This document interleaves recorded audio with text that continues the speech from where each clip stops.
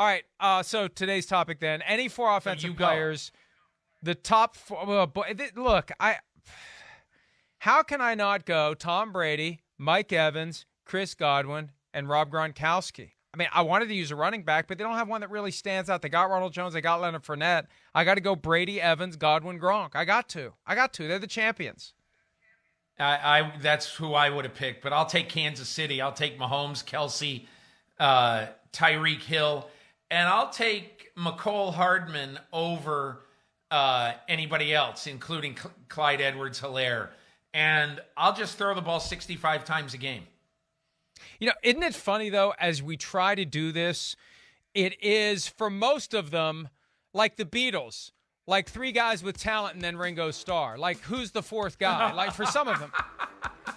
Sorry, Ringo. Let's offend the lone survivor. Oh, no, Paul McCartney's alive, too, unless he isn't. All right. Let me go. Let's offend both of them. Well, I mean, if you play the records backward, they're sending you messages. He buried Paul. I buried Paul. All right. Let me go with the Browns is the Browns because they got Baker Mayfield. They got OBJ if he's healthy. They got Jarvis Landry. And they got Nick Chubb. And there is no Ringo Starr among that group. So, hey, we got to get our brains around the idea that the Browns are no longer the Browns. And they deserve to be included in lists like this, Peter. Okay, I am going my next one. I'm going to pick the Atlanta Falcons. And, Mike, I'll tell you this right now. I'm picking the Atlanta Falcons even if they trade Julio Jones. And I think there's a 60-40 chance that before July 25th, they trade Julio Jones. We'll see. But I'm going to keep Julio Jones on there and go Julio Jones, Calvin Ridley, Kyle Pitts, and Matt Ryan. In my opinion, that quartet would make some beautiful music together. I am going to take a leap of faith here, and I agree with you on the Falcons. I'm going to take a leap of faith that Joe Burrow is going to be ready to go week one because, hey, we got to stay in the AFC North. We're going to stay in Ohio. Who would have ever dreamed that I'd peg both of the Ohio teams as having dangerous quartets? But you got Joe Burrow, you got Joe Mixon, you got Jamar Chase, and then you go ahead and put Tyler Boyd on there. You can put T. Higgins in too. I mean, let's go 5 deep. But yeah, if Chase is as good as they think he's going to be, and we know Mixon, who's been running behind not much of an offensive line, is capable of being very good. Burrow was great last year until he got injured. I think the Bengals, again, changing perceptions in this new NFL where the Ohio football teams not only are relevant, but they have great offenses. So give me those 4. I got an upset special for my next one, Mike, and that's the Los Angeles Rams. Matthew Stafford and a guy who, if he's healthy for 17 games, I think is going to gain 1,300 yards, and that's Cam Akers. I think he's going to be one of the best backs in the league this year. And then at wide receiver, I'll take Cooper Kupp and Robert Woods, although to me, Van Jefferson this year, who is going to play a lot, has a very good chance of catching 60 or more balls with a really good yards per catch average. So I'll take the Rams for my next one.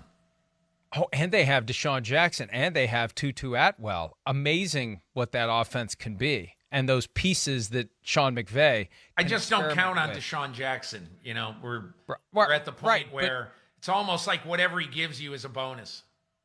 And that's the key. If he just shows up for a game or two and gives you 150 yards and a couple of touchdowns, that may be the difference between winning the division and not. All right, let's do a 4th round. I'll go with the Vikings here because even though, you know, there's questions about how good the defense is and the offense sputters at times, between Kirk Cousins, Dalvin Cook, Justin Jefferson, and Adam Thielen, that is a very potent quartet. They just need to put it all together this year, and they need to hope the offensive line can allow those 4 to get the most out of their abilities, Peter. Look, to me, it's easy.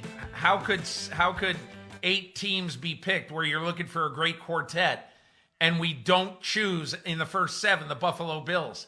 You know, with Josh Allen, you know, with Stephon Diggs, Cole Beasley.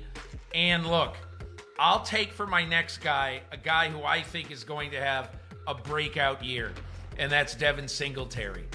I think he has sort of been, I don't want to say shocked into thinking that, okay, you just got to get better, and you got to get better at everything. And I think he will this year. I think he's going to be a really good back for them this year. You know, I had the Bills started because you got to have Josh Allen, you got to have Stephon Diggs.